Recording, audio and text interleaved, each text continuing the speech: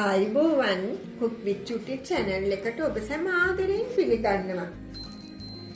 අදත් මම රසවත් රෙසිපි එකක් අරගෙන ආවා. ඒ තමයි ගොඩාක් අය කන්න කැමති vegetable chopsi. හරිම ලේසියෙන් අඩු වියදමකින් රසවත්ව හදාගන්න පුළුවන්. මම කිසිම සෝස් වර්ගයක් පාවිච්චි කරලා නැහැ.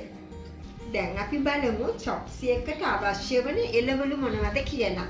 මම ගත්තේ බෝංචි කරල් කීපයක් අරගෙන මේ විදිහට හැඩයට කපා ගත්තා. කැරට් ටිකයි අල ටිකයි මම මේ ග්‍රේටරේ යට කොටසෙන් කපා ගත්තේ. මේ හැඩයට තියෙන්නේ කැපිලා.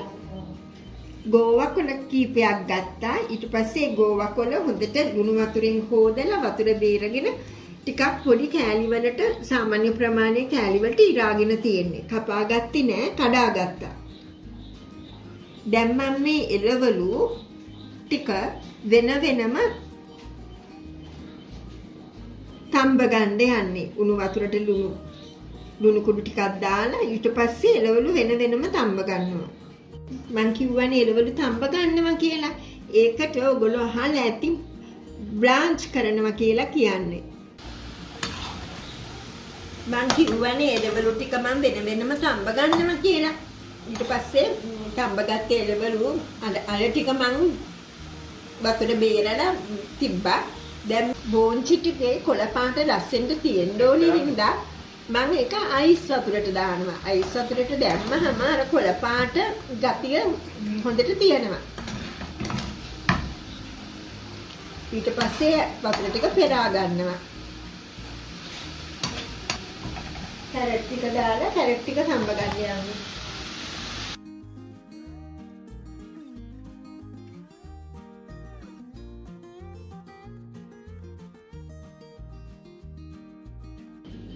දැන් අපි බලමු chopsi එක හදාගන්නේ කොහොමද කියලා. මේ තියෙන්නේ තම්බාගෙන වතුර බේරාගත්ත එළවලු ටික. දැන් පෑන් එකක් ලිපේ තියලා පෑන් එක රත් වෙනකොට බටර් ටික දානවා. බටර් ටික දිය වේගන එනකොට තෙල් ටිකක් දානවා.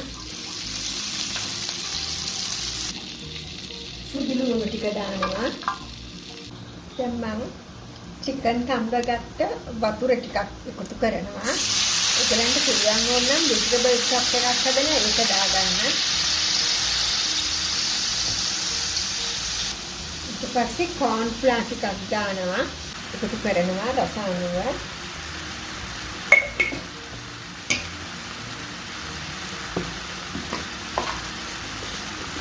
ලුණුත් දාගන්නවා රස අනුව.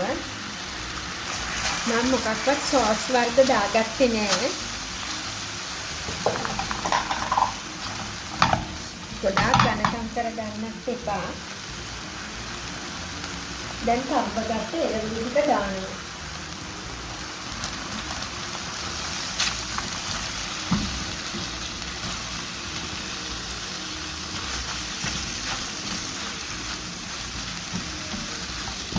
ගොඩාක් ඝනකමටත් නැතුව දියාරුත් නැතුව තමයි තියෙන්නේ.